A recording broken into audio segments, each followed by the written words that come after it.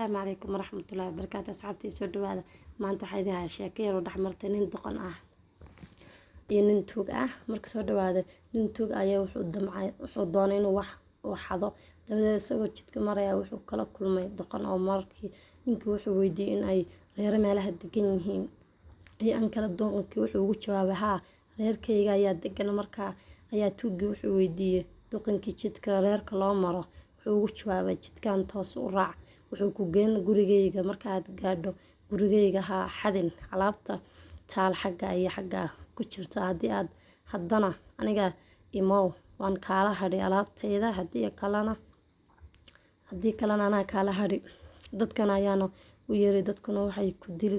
tuugi wuxuu la yaabay ninka aanun garanayno oo u tilmaamay gurigiisa isla markaana uu sheegay sirtiisa iyo halkuu wax dhigto oo dhan tuugi isagoo weli la yaabano doqonkii wuxuu sidii loogu tilmaamay intuu yeel gurigii tagay oo qaatay alaabtii oo dhan wuxuu yiri ilaahu aan noo weynin doqon sirtiisa noo sheega sheekadana maanta intaas ku ogtahay please haddii ku qancisa sheekadan aad ma santahay subscribe-ka nisaar laagtana sidoo kale daawro joogtay insha Allah comment qurux badan aad ma santahay asxaabtayda qurux badan assalaamu calaykum waraxmatullaahi wabarakaatuh